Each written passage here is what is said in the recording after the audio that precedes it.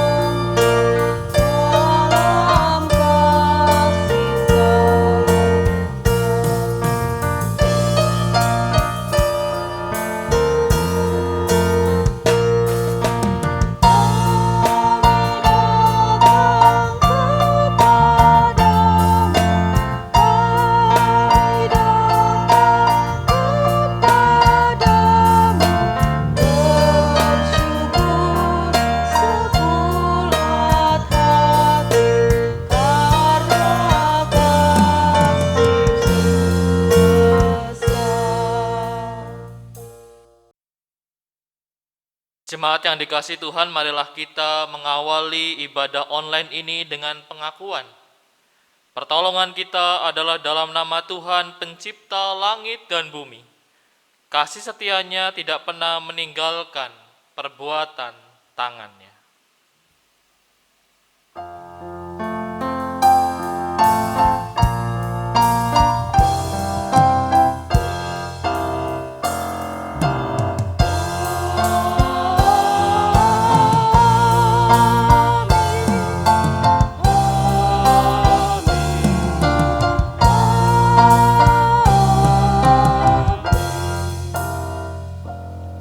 Kasih karunia dan damai sejahtera dari Allah Bapa kita dan dari Tuhan kita Yesus Kristus menyertai saudara sekalian.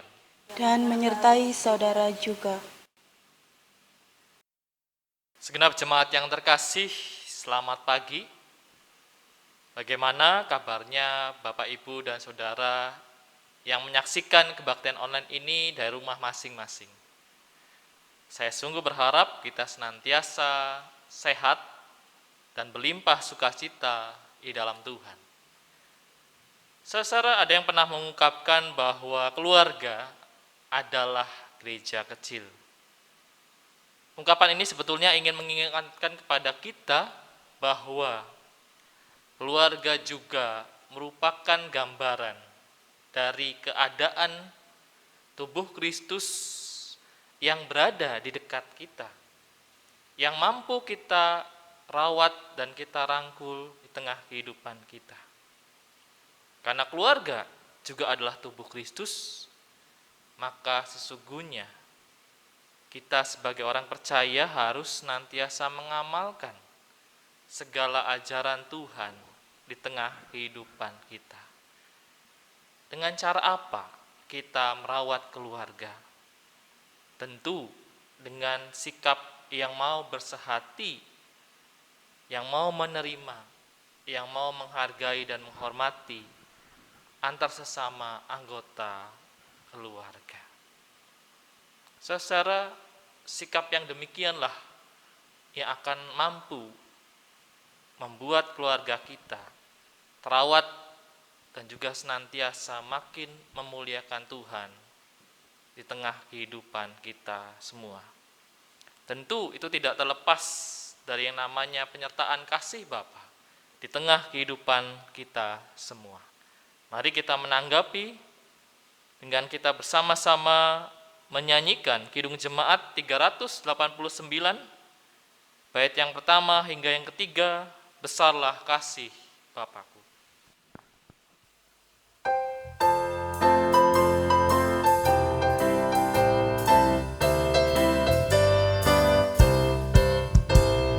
Besarlah kasih Bapakku, selalu melingkupiku, di mana-mana diriku dihasutnya.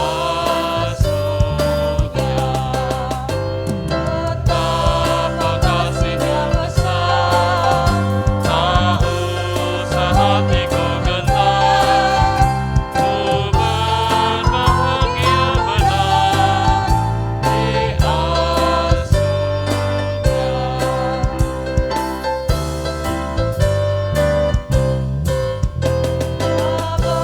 Bapa dalam kasih-Mu, arahkan tiap langkahku, ku yakin Kau tetap teguh mengasuhku.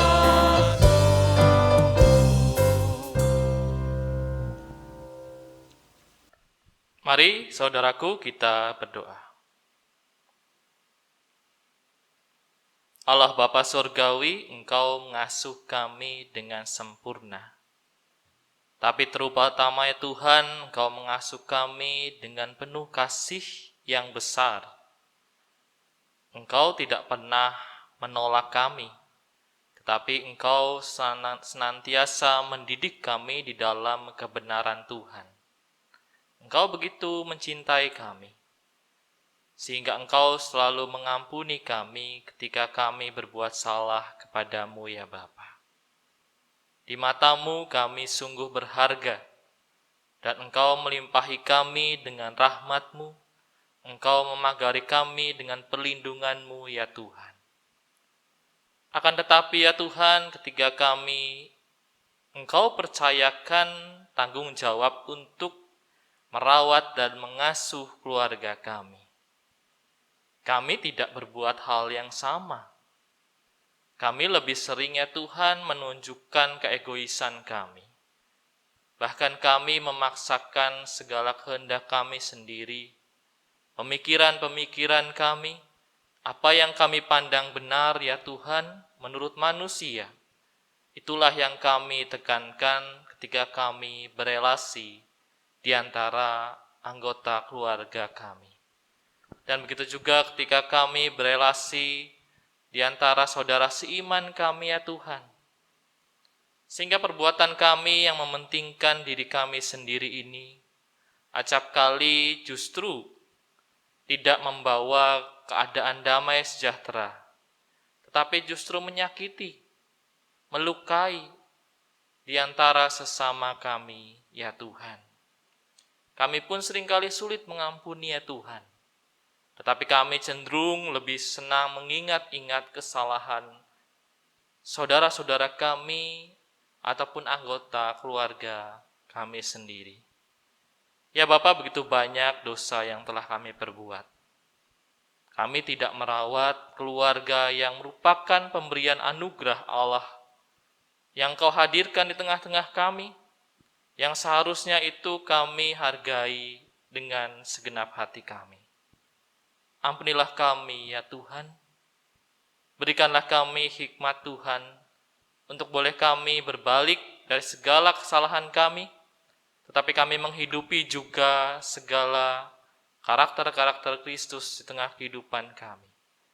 Kami dimampukan untuk boleh merawat keluarga kami dengan penuh kasih kesabaran, semata-mata karena kami juga menghargai pemberian Allah. Terimalah doa pengakuan dosa kami ini ya Tuhan. Hai dalam nama Tuhan Yesus Kristus, Engkaulah penebus kami yang hidup. Kami berdoa. Amin.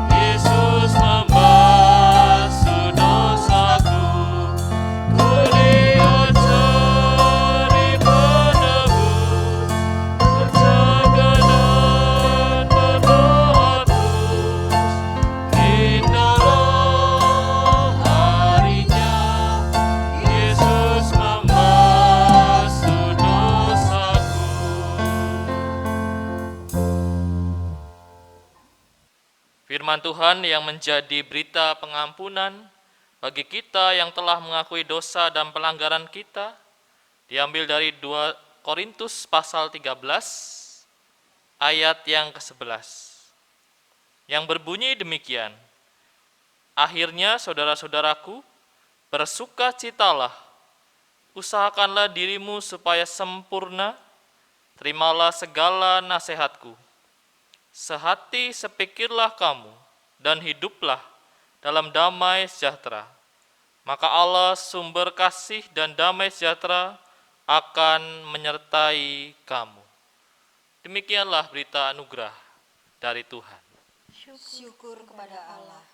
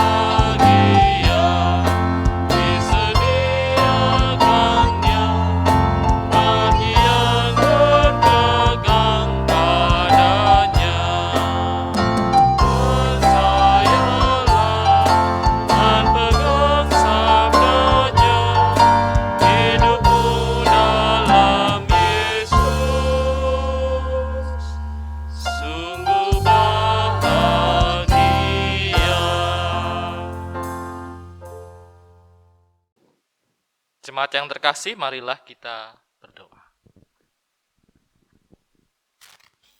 Allah Bapa Surgawi, kami mau kehidupan keluarga kami senantiasa berpegang kepada firman Tuhan.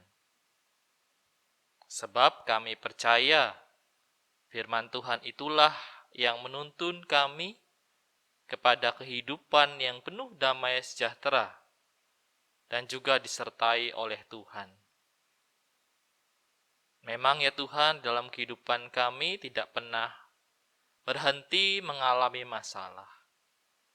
Tetapi kami percaya ketika Tuhan yang menuntun kami melalui firman-Mu, kehidupan kami senantiasa memperoleh damai sejahtera.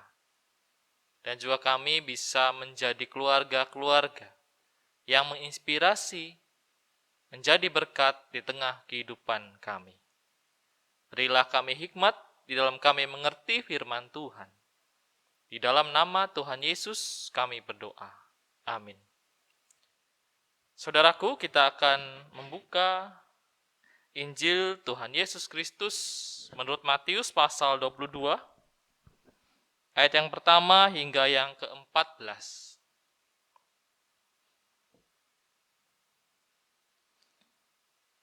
Lalu Yesus berbicara pula dalam perumpamaan kepada mereka. Hal kerajaan sorga seumpama seorang raja yang mengadakan perjamuan kawin untuk anaknya. Ia menyuruh hamba-hambanya memanggil orang-orang yang telah diundang ke perjamuan kawin itu. Tetapi orang-orang itu tidak mau datang.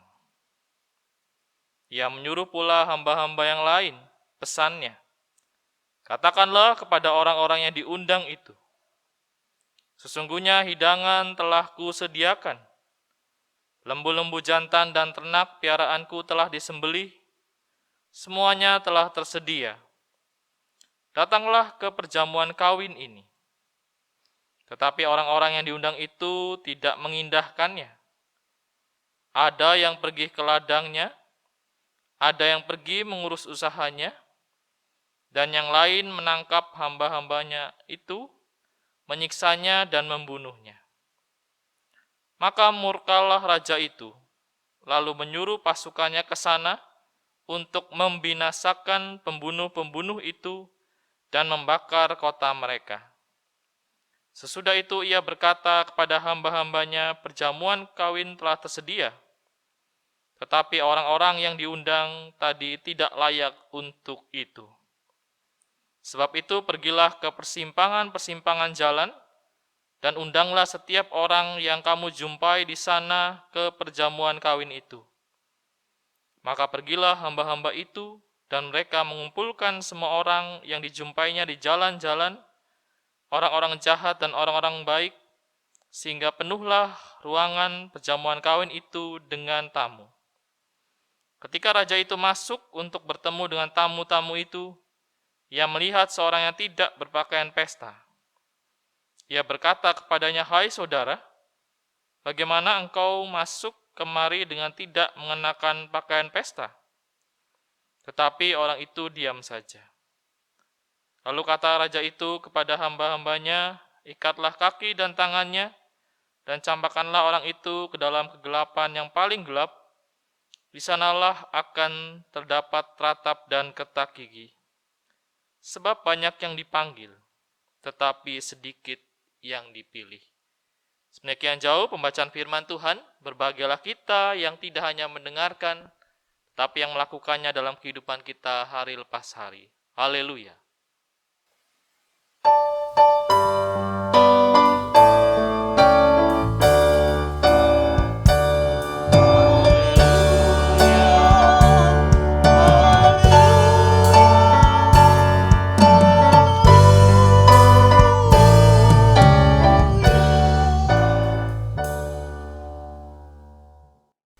Shalom jemaat yang terkasih, kita berjumpa lagi. Saat ini kita akan bersama-sama merenungkan sebuah tema tentang keluarga yang sehati. Saudara, di bulan Oktober ini memang kita umumnya di berbagai gereja GKI menghayati tentang bulan keluarga, di mana kita semua diajak untuk mensyukuri atas kehidupan keluarga yang saat ini kita sedang jalani. Bapak, Ibu, dan saudara sekalian, nas yang menjadi acuan renungan kita memiliki cerita yang cukup menarik, di mana ketika Yesus menggambarkan tentang perjamuan kawin, nah perumpamaan ini saudara merupakan perumpamaan yang sekali lagi menggambarkan tentang kerajaan sorga. Saudara, kita perlu mengingat bahwa kerajaan sorga itu tidak cuma sekedar keadaan di mana kerajaan Allah itu datang secara sempurna. Tetapi ketika situasi kehidupan kita senantiasa membiarkan, mengizinkan, melibatkan Allah bertahta, sehingga segala kehendak Allah yang kita tahu, itulah yang kita lakukan, dinomorsatukan dalam kehidupan kita. Nah, saudara, tapi yang menarik, Yesus ingin menyampaikannya dalam bentuk perumpamaan perjamuan kawin. Saudara, kita semua pernah mengikuti acara perjamuan kawin, ya. Acara seperti ini memang pada masa pandemi ini orang ragu untuk melakukannya. Tetapi kalau kita melihat ya, saudara, ketika masa pandemi belum terjadi, perjamuan kawin, perjamuan nikah gitu ya, atau resepsi pernikahan merupakan acara yang selalu mengundang kebahagiaan.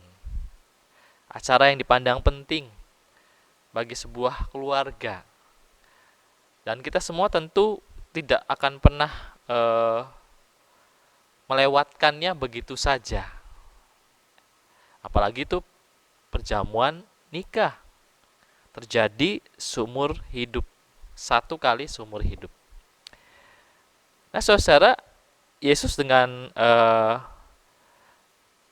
menceritakan perumpamaan ini, ada sebuah perjamuan kawin di mana seorang raja mengundang banyak tamu undangan. Tetapi yang menarik adalah, saudara, tamu-tamu yang diundang ini tidak mau hadir. Saudara, ini berbeda dengan kenyataan kita kalau kita diundang dalam sebuah perjamuan pesta, pernikahan, tentu kita dengan senang hati datang. Sebab kita ingin turut berbahagia dengan sang empunya yang mengadakan perjamuan itu. Tapi saudara, ada masalah yang dalam perumpamaan yang Yesus ceritakan, bahwa tamu undangan ini tidak mau hadir. Padahal itu adalah undangan dari sang raja. Perjamuan kawin ini adalah untuk sang anak raja. Jadi pasti dong itu begitu penting, begitu terhormat ya. Tapi dalam cerita Yesus ini, tamu undangan ini kok ya berani sekali ya tidak datang, mengabaikan undangan raja. Nah, saudara yang terkasih, kalau kita melihat, saudara, di sini memang masalahnya adalah tamu undangan sama sekali tidak menghargai undangan raja itu. Mereka punya alasan yang di sini kita lihat,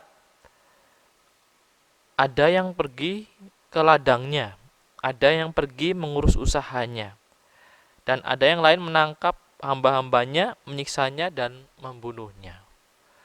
Nah, saudara, sikap dari tamu undangan ini, padahal mereka itu diundang secara terhormat gitu ya oleh raja, tetapi mereka tidak mau mengabaikan. Nah, saudara yang terkasih, kalau kita mencermati Injil Matius, itu berbicara selalu mengenai undangan Allah terhadap khususnya bangsa Israel. Jadi saudara, sebetulnya Yesus ini ingin mengutarakan bagaimana kehidupan bangsa Israel yang sebetulnya dipanggil untuk boleh melakukan kerajaan sorga, tetapi mereka justru menolak. Saudara, kalau kita melihat bacaan sebelumnya tentang perumpamaan akan penggarap-penggarap kebun anggur, di situ terjadi proses percakapan antara Yesus yang sebetulnya mengkritik, menyindir kehidupan imam-imam kepala dan tua-tua Yahudi yang justru dalam kehidupannya itu menggunakan wewenangnya, nama baiknya, bukan untuk menjadi berkat, bukan untuk memberi teladan yang baik, bukan untuk menghadirkan kerajaan sorga. Nah, dari situ kita juga bisa mengambil sebuah kesimpulan dalam perumpamaan tentang perjamuan kawin ini, bahwa sesungguhnya tamu undangan itu yang Yesus maksudkan adalah bangsa Israel. Bangsa yang sesungguhnya terpilih supaya menjadi berkat bagi bangsa yang lain. Dan kita melihat bahwa tamu undangan yang terhormat ini bukan hanya tidak menghargai undangan raja, tetapi mereka juga bahkan sampai membunuh dan menyiksa. Tentu saja raja menjadi sangat marah. Boleh saja tidak mengindahkan undangan raja, tetapi kalau sampai itu membunuh dan menyiksa hamba-hambanya, siapapun rajanya tidak akan menerimanya. Dan kemudian raja yang murka itu akhirnya mengirimkan pasukannya untuk membinasakan kota yang di dalamnya tinggal para tamu undangan itu. Saudara yang terkasih, ini merupakan teguran yang sangat keras dari Tuhan Yesus kepada orang-orang yang disimbolkan dengan tamu undangan itu. Ketika raja menganggap tamu undangan ini tidak layak, maka sesungguhnya hilanglah kesempatan untuk ikut terlibat di dalam pekerjaan Allah. Nah, saudara, kalau kita memperhatikan kehidupan keluarga kita, saudara, sesungguhnya perjamuan kawin ini dapat juga menggambarkan kehidupan keluarga yang diharapkan Allah untuk kita wujudkan. Karena dalam perjamuan kawin pasti ada namanya sukacita, ada namanya saling menghargai, saling menghormati, ya. Dan bagaimana undangan untuk melakukan kerajaan sorga itu sesungguhnya seharusnya dilakukan di dalam kehidupan keluarga kita. Kita keluarga yang beriman seharusnya mencerminkan kesehatian. Nah, saudara, untuk menjadi keluarga yang sehati, kita perlu teguh di dalam Tuhan. Apa artinya teguh dalam Tuhan, saudara? Bahwa sesungguhnya dalam kehidupan keluarga kita senantiasa menampilkan semua yang enak didengar, semua yang positif, semua yang berkenan di hadapan Tuhan. Kalau kita melihat Filipi 4, saudara, ayat 1 hingga 9 di sini, sesungguhnya Paulus menasihati kepada Sintike dan Euodia. Mereka adalah tokoh perempuan yang menjadi pemimpin di jemaat Filipi, tetapi karena mereka berselisih hebat, Paulus menganggap itu bukanlah hal yang positif. Perselisihan merupakan bentuk ketidaksehatian yang diawali oleh perbedaan pendapat,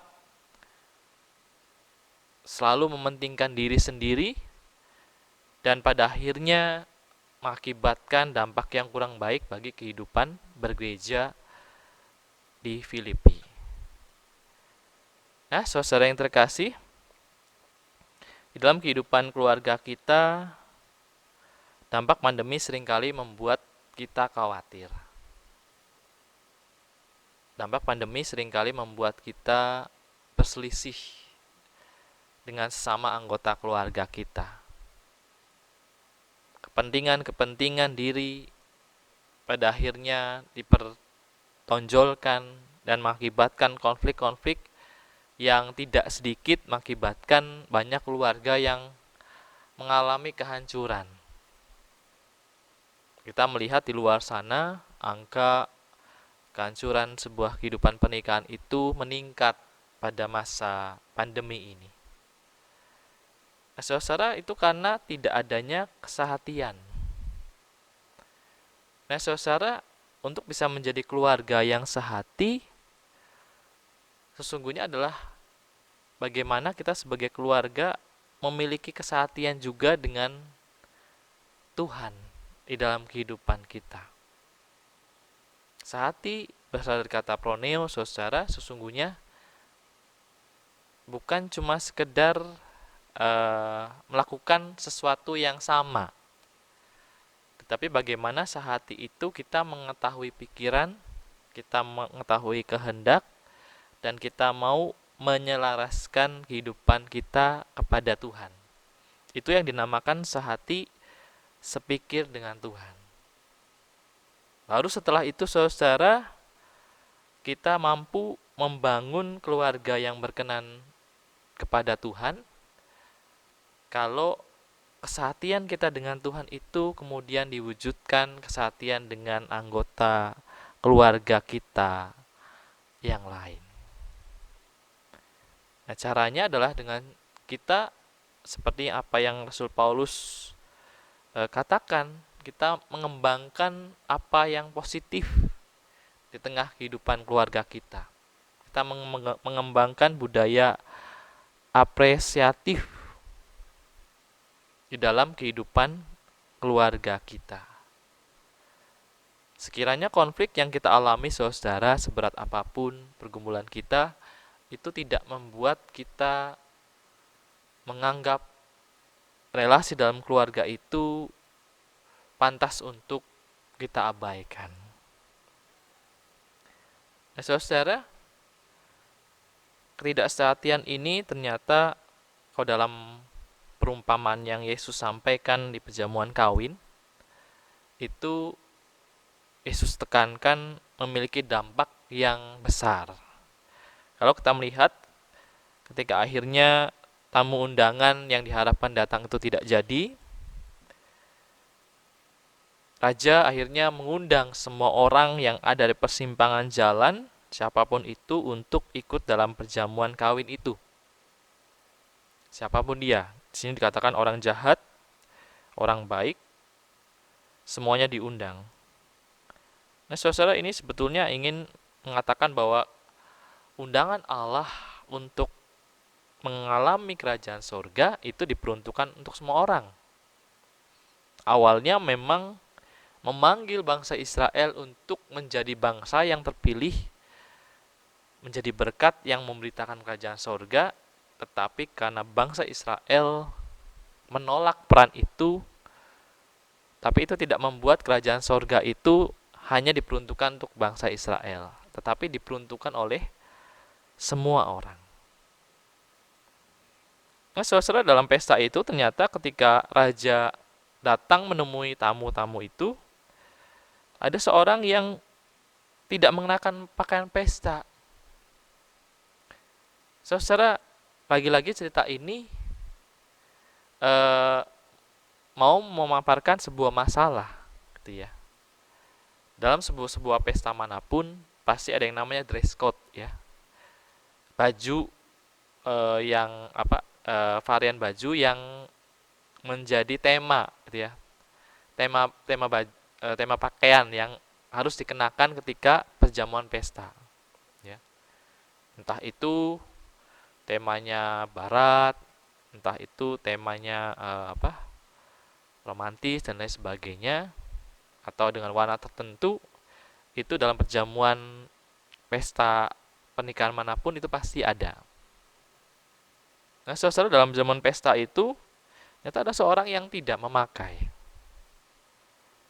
Dan yang menarik adalah karena tidak memakai baju pesta itu saja, lalu kemudian orang tersebut oleh sang raja dicampakkan ke tempat yang paling gelap. Di sana akan terdapat ratap dan ketak gigi. Saudara, kita tahu bahwa ungkapan di sanalah akan terdapat ratap dan ketak gigi itu merujuk kepada penghakiman terakhir, neraka.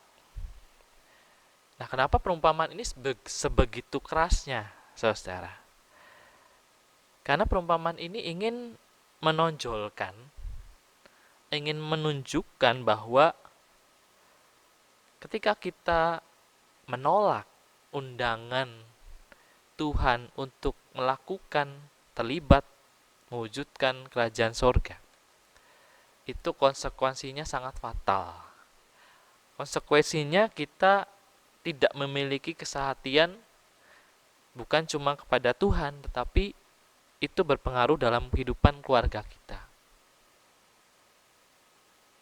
Jadi saudara, ibarat ketika sebuah mata air yang tadinya jernih, saudara, terus kemudian oleh karena adanya limbah tertentu, kemudian membuat mata air itu tercemar. Nah, karena mata air mengalir ke hilir, ke sungai-sungai, membuat ya kehidupan di sungai-sungai pun akhirnya menjadi mati. Begitu pula saudara, bagaimana kalau kehidupan kita tidak sehati dengan Tuhan, kita tidak teguh di dalam Tuhan, sesungguhnya itu memengaruhi kehidupan keluarga kita. Bagaimana tabiat-tabiat kita, karakter-karakter kita, bagaimana kita memperlakukan keluarga. Kalau itu tidak sesuai dengan firman Tuhan, maka pada akhirnya itu akan membawa kehancuran di kemudian hari. Jadi saudara yang terkasih, memang tidak menjadi mengherankan kalau Tuhan Yesus memberikan perumpamaan yang demikian keras, saudara. Karena begitu pentingnya melakukan kerajaan sorga di tengah dunia ini. Karena goal kita sebagai orang percaya adalah mewujudkan kerajaan Allah di tengah dunia ini. Karena Yesus pun berbuat demikian. Yesus pun juga mewujudkan kerajaan Allah melalui segenap karyanya di tengah dunia ini. Jadi saudara yang terkasih, betapa sayangnya kalau banyak keluarga saudara yang sesungguhnya dipanggil untuk mewujudkan kerajaan sorga, tetapi justru dalam kehidupan mereka nerakalah yang dihadirkan, bukan sorga yang dihadirkan. Oleh karena kasih Tuhan yang tidak diwujudkan secara bertanggung jawab dalam kehidupannya. Itulah sebabnya kenapa Yesus mengatakan, sebab banyak yang dipanggil, Tuhan memanggil semua orang untuk melakukan kerajaan sorga, tetapi sedikit yang terpilih. Sedikit orang yang membuktikan, yang mau merespon dengan tanggung jawab, dengan sukacita, sama seperti semua orang yang merespon undangan perjamuan kawin sang raja tersebut. Nah saudara, kehidupan kita sekarang bagaimana sejauh ini? Apakah kita masih terus menanggapi undangan untuk mewujudkan kerajaan sorga itu dengan bertanggung jawab? Kita hadirkan dengan hal-hal positif yang benar, yang baik dalam kehidupan keluarga kita? Ataukah kita tidak terlalu peduli dengan kehidupan keluarga kita? Kita cenderung lebih mementingkan diri sendiri, kita egois, kita mengejar impian pribadi, ambisi yang selama ini kita punya dalam kehidupan kita. Apakah kita demikian? Kalau kita demikian, saudara, sungguhnya kita tidak sehati dengan Tuhan. Dan kita tidak bisa mengharapkan keluarga kita pun memiliki kesehatian. Karena sesungguhnya itu menjadi berhubungan, saudara. Saling terkait satu dengan yang lain. Jadi saudara, saya berharap di bulan keluarga pada saat ini, kehidupan keluarga yang kita jalani, seberat apapun itu masalah yang kita hadapi saat ini, marilah kita kembali berpegang pada firman Tuhan. Karena firman Tuhan itulah yang mengungkapkan mengenai apa yang Tuhan inginkan kita lakukan dalam kehidupan kita. Tujuannya adalah supaya kita memiliki kesehatian, kesepikiran dengan Tuhan, yang pada akhirnya itu melahirkan kehidupan persekutuan juga yang indah dengan keluarga, dengan sesama anggota gereja, dan juga di tengah masyarakat. Kita bahkan bisa menjadi inspirasi di tengah orang banyak. Kiranya Bapak Ibu dan Saudara sekalian, firman Tuhan ini menolong kita untuk kita memperjuangkan kesehatian dalam keluarga itu demikian penting. Dan biarlah Tuhan yang menolong kita melalui kuasa Roh Kudus-Nya. Tuhan memberkati kita sekalian. Amin. Dengan berdiri, marilah kita bersama dengan umat Allah di masa lalu, masa kini, dan masa depan, mengingat pengakuan pada baptisan kita menurut pengakuan Imam Rasuli. Aku percaya kepada Allah, Bapa yang Maha Kuasa, Khalik langit dan bumi, dan kepada Yesus Kristus, anaknya yang tunggal Tuhan kita, yang dikandung dari Roh Kudus, lahir dari anak darah Maria, yang menderita sengsara di bawah pemerintahan Pontius Pilatus, disalibkan, mati, dan dikuburkan, turun ke dalam kerajaan maut. Pada hari yang ketiga, bangkit pula dari antara orang mati, naik ke sorga, duduk di sebelah kanan Allah, Bapa yang Maha Kuasa. Dan dari sana ia akan datang untuk menghakimi orang yang hidup dan yang mati. Aku percaya kepada Roh Kudus, gereja yang kudus dan am, persekutuan orang kudus, pengampunan dosa, kebangkitan orang mati, dan hidup yang kekal. Amin. Jemaat yang dikasihi Tuhan, marilah kita berdoa, menaikkan syafaat kita. Mari kita berdoa.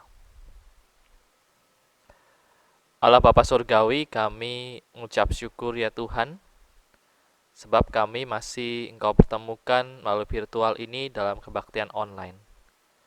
Dan juga saat ini ya Tuhan, kami tiada henti untuk berdoa kepadamu. Kami berdoa ya Tuhan, terutama untuk setiap jemaat dan saudara kami yang sedang sakit ya Bapa. Yang dalam pemulihan, entah karena sakit yang biasa, ataupun mungkin karena kelemahan tubuhnya ya Bapa. Karena usia yang telah lanjut, kami berdoa ya Tuhan untuk Ibu Yani Wibowo, untuk Ibu Aji, untuk Ibu Lilik Winarni, Ibu Nina, Ibu Wanda, Ibu Rita, Bapak Ibu Irwan Wijaya, untuk Ibu Pendeta Emeritus Sinsriono, untuk Bapak Guntur, untuk Bapak Wakimin, Saudara Yunus, Ibu Sena, Saudara Andre, dan mungkin masih banyak nama-nama yang tidak dapat kami sebutkan satu persatu. Bapa, kami memohon belas kasihan-Mu ya Tuhan atas setiap keadaan saudara kami yang sakit ini ya Bapa. Kiranya Tuhan yang sembuhkan, Tuhan yang anugerahkan sukacita di dalam kehidupan mereka. Ya Bapa dalam surga, kami juga membawa doa kami bagi pergumulan jemaat-Mu ya Tuhan di gereja-Mu di tempat ini.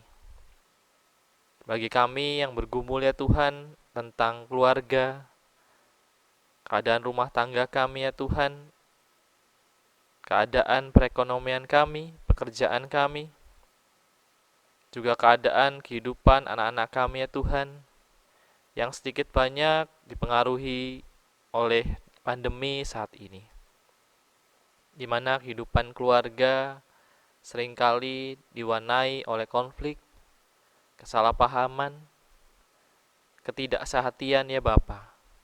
Ya Tuhan, tolong Engkau yang menganugerahkan kami kasih yang mempersatukan, mau mengampuni, saling menghargai di tengah pandemi ini. Sehingga apapun konflik yang terjadi di tengah kehidupan berjemaat maupun berkeluarga kami saat ini, kami dapat mengatasinya. Konflik itu justru membuat kami lebih saling memahami dan juga kami menjadi lebih dewasa di dalam Tuhan. Ya Bapa dalam sorga, kami juga mempercayakan ya Tuhan akan gereja di seluruh dunia di Indonesia, dan terkhusus untuk gereja kami, GKI Gayung Sari ini ya Bapa. Tuhan, kami semua gereja saat ini juga terkena dampak pandemi, dan juga kami sedang mengalami masa transisi untuk merubah pelayanan kami menjadi online. Bapa, sertai kami, berikanlah kami hikmat sehingga gerejamu dapat menciptakan, menemukan pelayanan yang semakin kreatif, tetapi juga menjawab kebutuhan yang baru di masa pandemi ini. Di tengah keterbatasan kami, biarlah firman Tuhan, karya Tuhan tetap dapat menjangkau melalui virtual, kebaktian online yang kami adakan, ya Bapa. Tuhan Yesus, kami juga berdoa ya Tuhan untuk pergumulan jemaat kami dalam rangka proses penjualan lahan di Jalan Gayung Sari. Ya Tuhan, kami mohon Tuhan yang boleh melancarkan sehingga proses penjualan lahan ini dapat berjalan dengan baik. Ya Bapa dalam sorga, kami juga berdoa ya Tuhan untuk daerah-daerah yang terkena dampak bencana alam, terutama ya Tuhan, biarlah mereka boleh senantiasa dapat tabah dalam menghadapi kehidupannya. Juga bagi daerah-daerah ya Tuhan yang terkena dampak pandemi ini ya Tuhan, bagi setiap orang-orang yang menjadi korban, Tuhan, kiranya Engkau yang berbelas kasihan, Engkau yang menolong. Siapapun korban pandemi ini ya Tuhan, kiranya Tuhan yang boleh merawat mereka, memberi mereka kekuatan, ketabahan dalam mereka menjalaninya. Bagi keluarga-keluarga yang juga anggota keluarganya mengalami menjadi korban dari pandemi ini ya Tuhan, kiranya Engkau juga senantiasa kuatkan, Engkau yang hiburkan ya Bapa. Terutama Engkau juga yang menyertai segenap upaya pemerintah ya Tuhan, dari pemerintah pusat hingga ke daerah-daerah dalam mereka menangani pandemi ini ya Tuhan. Biarlah Engkau ya sendiri yang memberikan hikmat sehingga penanganan COVID-19 ini dapat berjalan baik dan pada akhirnya mengurangi, meminimalisasi ya Tuhan pengaruh buruk dari pandemi ini ya Bapa. Ya Tuhan, kami juga senantiasa berdoa untuk kota Surabaya.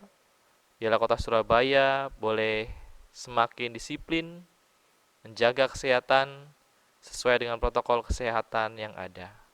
Sehingga kota ini dapat terus kondusif dan juga terus dapat menjadi kota yang peduli ya Tuhan.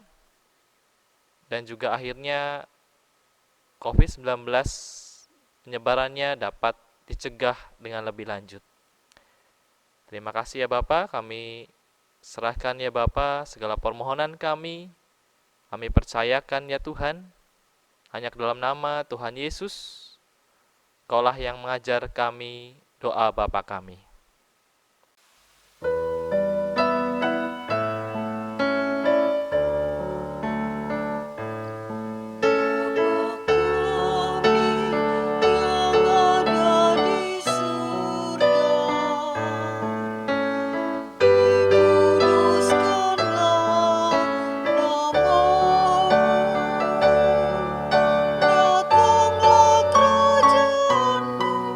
Jadilah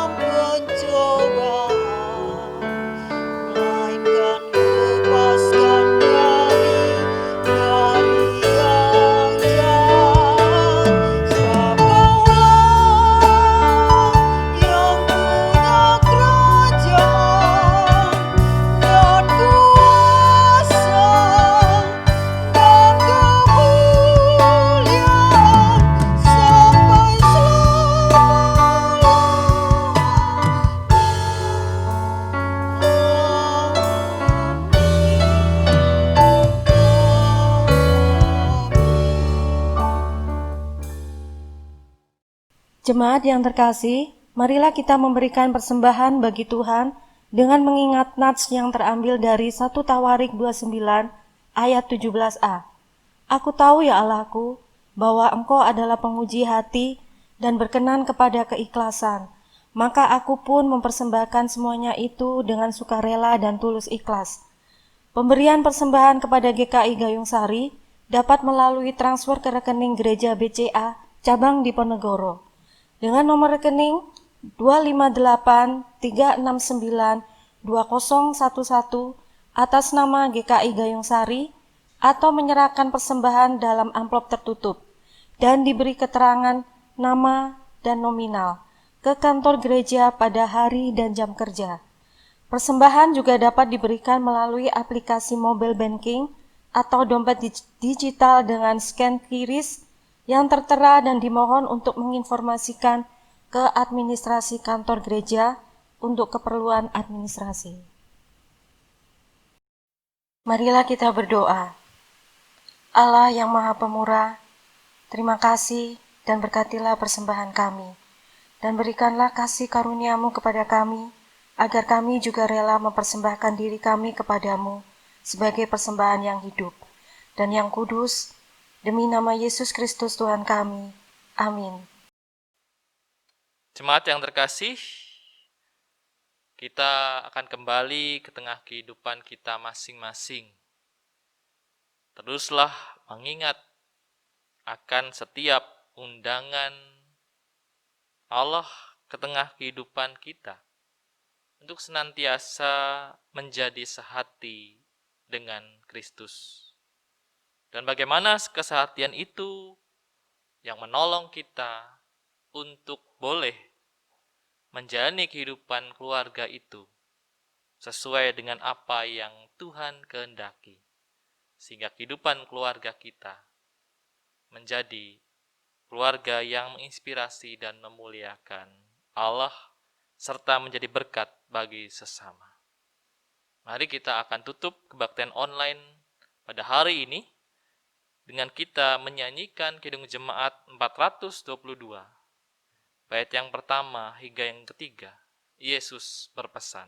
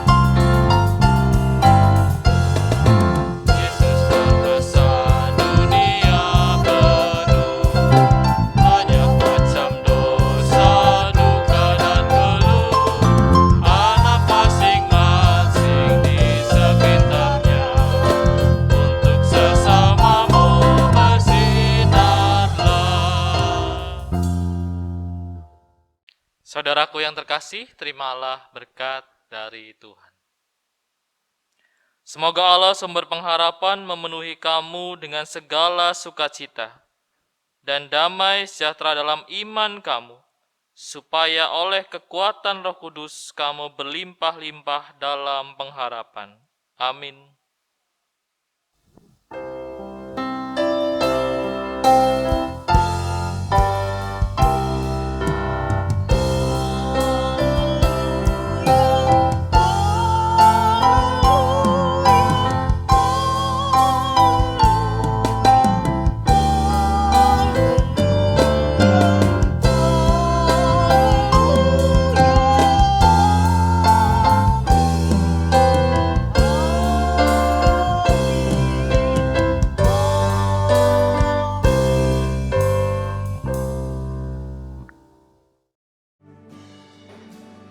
Tantangan globalisasi dan perubahan berjalan sangat cepat.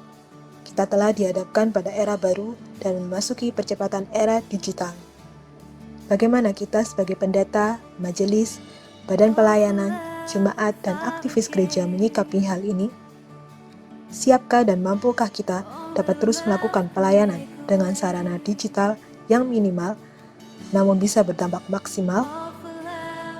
Bersama dengan Bapak Ang Wee Hei, praktisi IT dan teologi dari Singapura, kita dapat belajar di webinar Christian Digital Ministry. Hari Minggu, 11 Oktober 2020 pukul 1 siang via Zoom dengan tema Online Discipleship in Small Group. Dan juga akan diadakan workshop pada hari Minggu, 18 Oktober 2020 pukul 1 siang via Zoom dengan tema Creative Online Discipleship. Jangan lewatkan kesempatan baik ini untuk kita mengerjakan karya keselamatan yang dianugerahkan Tuhan bagi kita. Segera daftarkan diri Anda.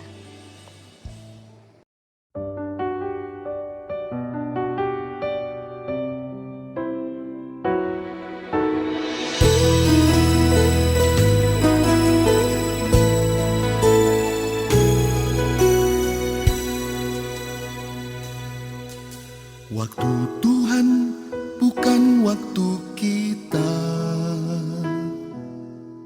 Jangan sesali keadaannya.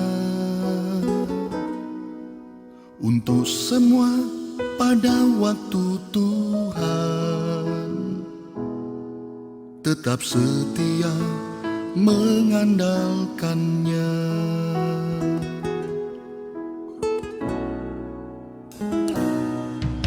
Waktu Tuhan bukan waktu kita. Jangan sesali keadaannya. Untuk semua ada waktu Tuhan, tetap setia mengandalkannya.